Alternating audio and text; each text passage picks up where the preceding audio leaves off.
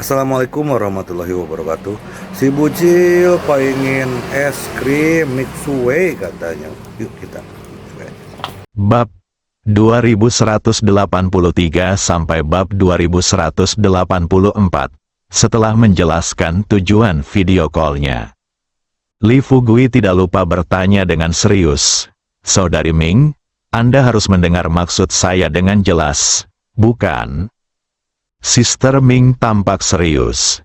Dia tidak pernah menyangka bahwa perjalanan bangga Li Fugui ke negara itu akan memberinya kejutan seperti itu. Fugui, menurutmu apakah aku bisa menangani hal semacam ini? Sister Ming berpikir lama dan kemudian bertanya pada Li Fugui dengan tenang. Li Fugui terkekeh dan berkata, Saudari Ming, saya pikir Anda salah paham. Saya baru saja menjelaskannya dengan sangat jelas. Tujuan menelepon Anda kali ini sangat sederhana. Saya ingin Anda menghubungi beberapa perusahaan konstruksi. Niat awalnya adalah untuk datang ke Aolai untuk melakukan pembangunan infrastruktur di sini. Selain itu, saya akan menghubungi beberapa perusahaan pertambangan yang bersedia datang ke sini untuk mengembangkan. Adapun dananya, saya akan menanggungnya sendiri. Pemikiran, tapi masalahnya adalah, tingkat bantuan ini lebih dari sekedar tingkat pribadi. Namun hal ini telah meningkat ke tingkat pertukaran antara dua negara. Setelah memikirkannya sebentar, Saudari Ming berkata terus terang kepada Li Fugui, Fugui, tunggu saya setengah jam, dan saya akan memberikan jawaban yang akurat dalam setengah jam. Li Fugui tersenyum dan berkata, jangan khawatir, kamu bisa pergi ke pemimpin untuk mendiskusikannya terlebih dahulu. Setelah menutup video, ekspresi khawatir tertulis di wajah Siemi Erfu. Dia bertanya dengan ragu-ragu, apakah menurut Anda masalah ini bisa berhasil, Li? Fugui berkata dengan senyum percaya diri, tentu saja, Anda dapat yakin. 1 jam, Sister Ming menelepon lagi melalui video. Hanya kali ini, setelah video tersambung, Sister Ming berkata terus terang kepada Li Fugui, Fugui, carilah ruangan yang tidak ada orang di sekitarnya. Pemimpinnya ingin berbicara denganmu sendirian. Setelah Li Fugui melihat ekspresi wajah Sister Ming, dia memperhatikan tuh apa. Pikiranku berputar. Li Fugui mengambil laptopnya dan langsung berjalan ke kamarnya. Datang, setelah mengunci pintu, Li Fugui tidak menunggu Sister Ming dan pemimpinnya muncul di layar video. Dia tersenyum di ujung sana dan berkata, Pemimpin, Sister Ming, kali ini saya datang ke Aolai untuk datang ke Tiongkok. Saya menemukan sesuatu yang menarik di dalamnya laut dalam. Awalnya aku berencana memberikannya kepadamu setelah aku membawanya kembali. Tapi sekarang menurutku lebih baik membiarkanmu melihatnya sebagai perbandingan. Li Fugui berbalik dan mengeluarkan jubah naga dari kotak kayu nanmu emas. Sambil membuka layar video, Li Fugui tersenyum pada mereka berdua dan berkata, jubah naga ini hampir berumur 800 tahun. Seluruh tubuhnya terbuat dari kawat emas, dan 9 naga berwarna-warni bertatahkan berbagai batu permata di atasnya. Bagus, indah, sangat langka, saya tidak tertarik dengan benda ini. Setelah saya menemukannya, saya memberitahu Duo-Duo bahwa saya akan secara khusus meminta Duo-Duo untuk memberikan ini kepada Anda setelah saya kembali ke Tiongkok. Saudari Ming melihat jubah naga di tangan Li Fugui dan sangat terkejut hingga dia tidak bisa membuka mulutnya lebar-lebar. Adapun pemimpin tua yang duduk di kursi, matanya berbinar setelah melihat jubah naga. Setelah merenung sejenak, pemimpin tua itu tersenyum santai dan berkata, Fugui, letakkan harta ini dulu, dan kamu bisa berbicara tentang membantu negara Aolai. Setelah mendengar tawa pemimpin lama, Li Fugui merasa sedikit lega. Dia baru saja berkata kepada Suster Ming kepada pemimpin lama.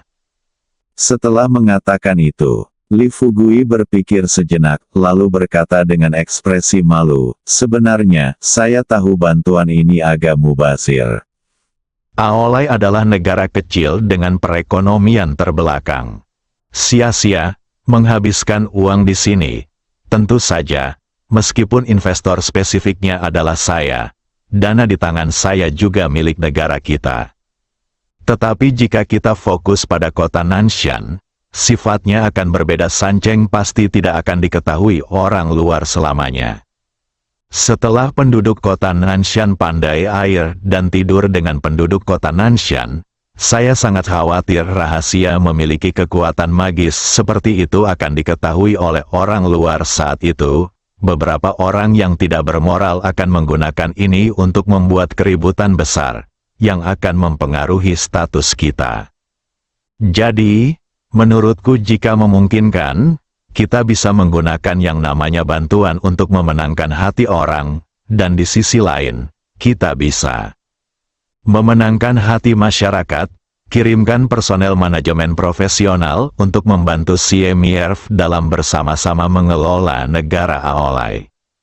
Hanya dengan cara ini kita dapat memastikan bahwa rahasia kota Nanshan tidak ditemukan oleh orang luar pada saat itu. Kami sudah dekat seperti saudara dengan negara Aolai, dan tidak ada cara bagi orang lain untuk menyusup. Kata-kata Li Fugui sangat beralasan. Belum lagi wajah pemimpin tua itu dipenuhi senyuman bahagia setelah mendengar ini. Bahkan Suster Ming, saat ini, ada ekspresi bangga di wajahnya. Ada keheningan sejenak di ujung lain video. Pemimpin lama itu akhirnya berkata, Fugui, tahukah Anda berapa banyak uang yang harus Anda investasikan secara pribadi untuk jenis bantuan yang Anda sebutkan? Tentu saja, saya tahu bahwa dengan kekuatan finansial Anda saat ini, uang bukanlah masalah, tapi memang benar. Ya, Anda juga seorang pengusaha, dan ada begitu banyak orang yang bekerja dengan Anda. Ya, saya pikir Anda mengerti maksud saya, kan? Li Fugui berkata sambil tersenyum. Terima kasih, pemimpin tua, karena peduli padaku kali ini. Saat aku mencari artefak magis di negeri Aolai, aku menemukan sesuatu di laut dalam. Jika tidak terjadi apa-apa, kupikir aku hanya akan berinvestasi dalam membangun beberapa anjungan pengeboran di sini. Dalam hal ini, Li Fugui tidak menyatakan ketidaksetujuan apapun. Pemimpin menyembunyikannya dan menyimpannya. Dia menyatakan rencananya secara langsung. Setelah Li Fugui selesai berbicara, pemimpin tua itu tertawa terbahak-bahak dan berkata terus terang kepada Li Fugui, Oke. Karena kamu sudah merencanakannya, lakukan saja apa yang kamu katakan. Saudari Ming, dan biarkan dia berkomunikasi dengan perusahaan kami ketika saatnya tiba. Mengenai dana, kami akan menemukan cara untuk membantu Anda menyelesaikan sebagian darinya. Anda akan memajukan sisanya pada saat itu.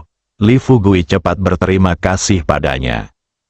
Setelah mengucapkan beberapa kata baik, Li Fugui membawa komputernya keluar. Setelah mengobrol beberapa patah kata dengan Sister Ming, dia berkata terus terang kepada Xie Mierf dan Sister Ming, Sister Ming, maka saya serahkan kepada Anda dan Tuan Xie Mierf untuk membahas masalah selanjutnya.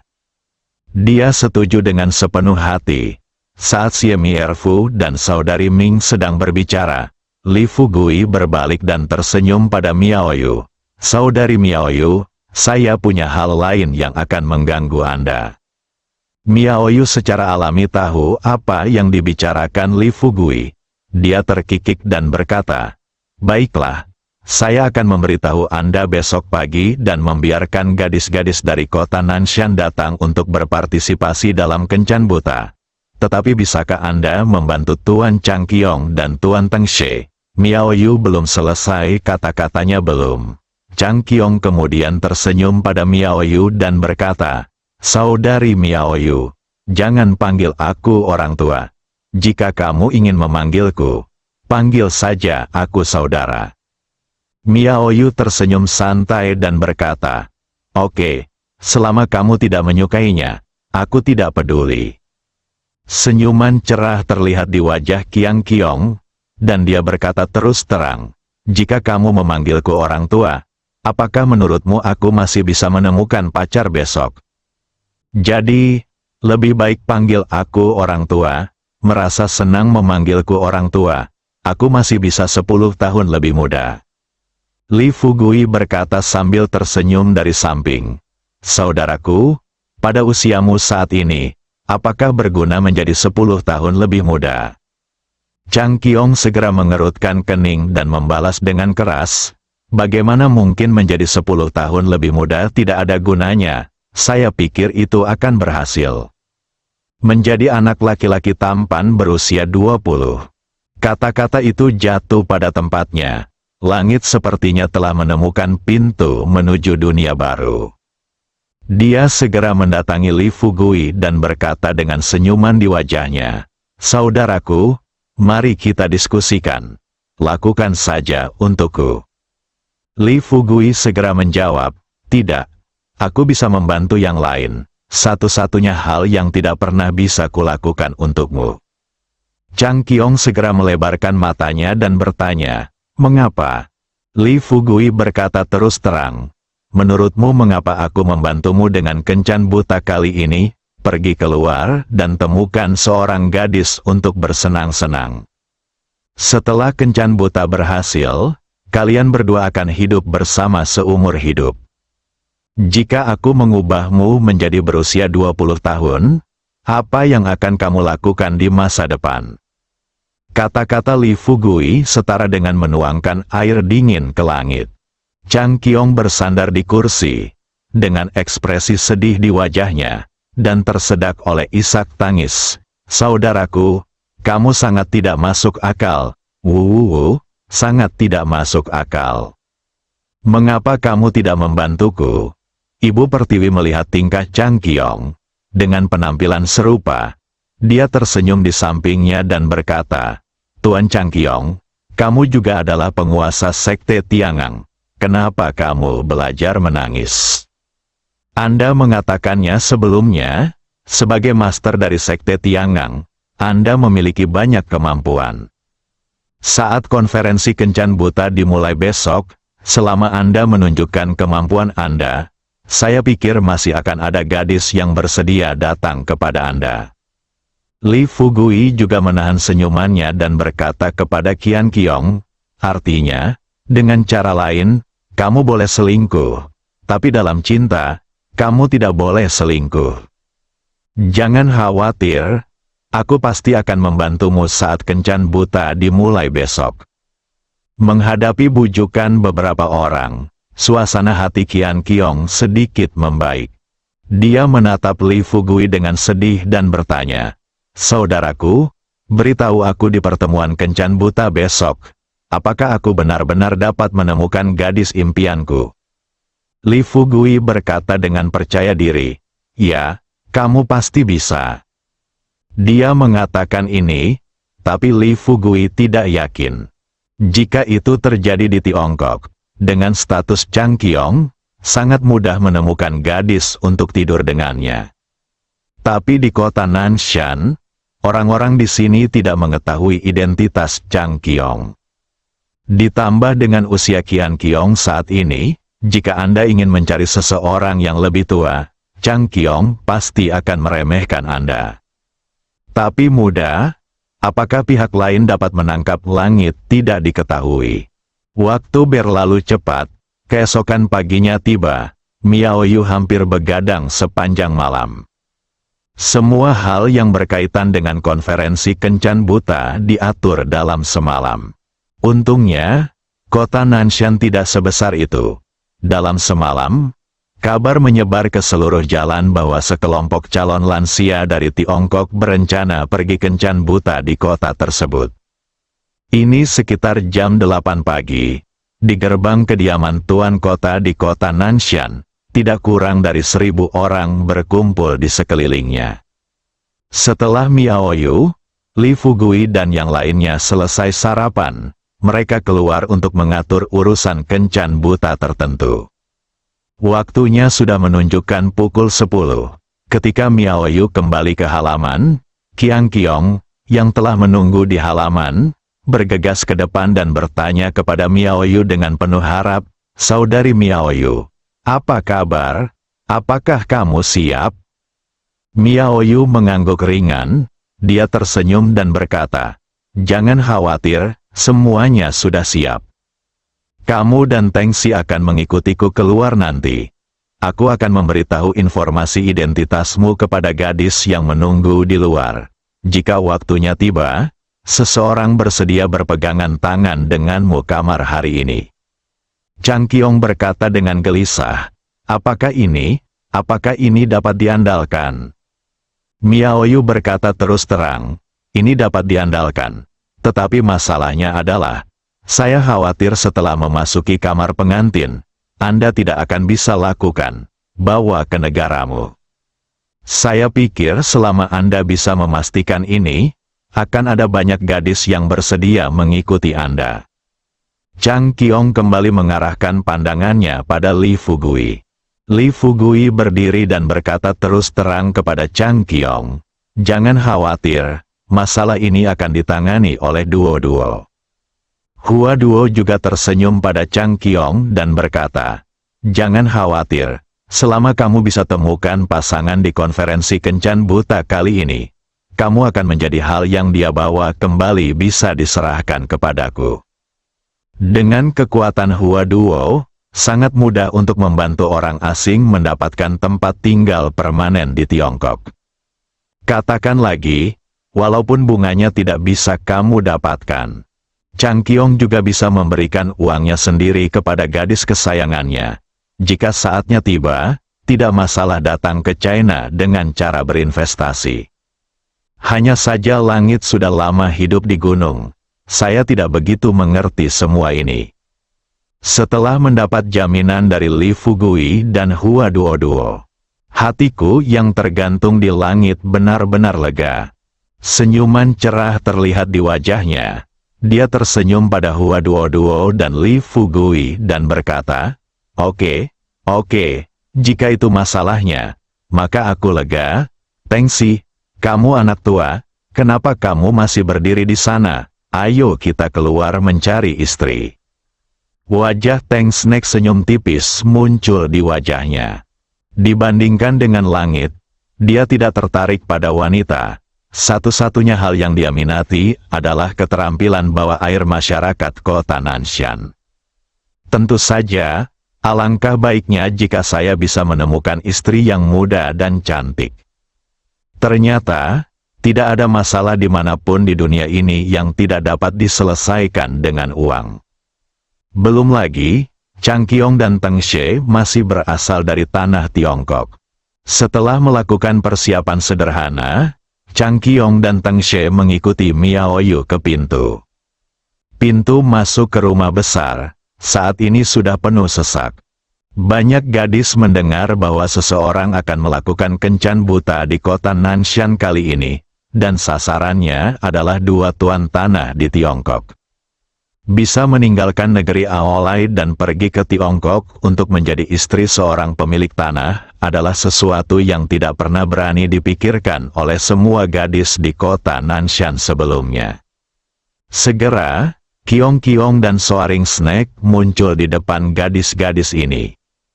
Miao Yu berdiri di antara mereka berdua.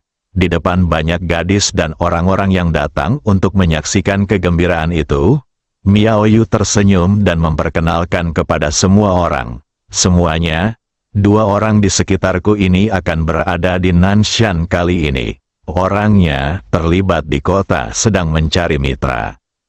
Kata-kata ini membuahkan hasil. Gadis-gadis di tempat kejadian agak terkejut. Mereka melihat kerutan di wajah Qian Qiong dan Teng She serta uban di kepala mereka. Beberapa orang tidak bisa menahan diri untuk tidak berdiri dan bertanya dengan keras, "Tuanku, tuan kota yang baru, mungkin saya bertanya berapa umur kedua orang tua ini tahun ini?"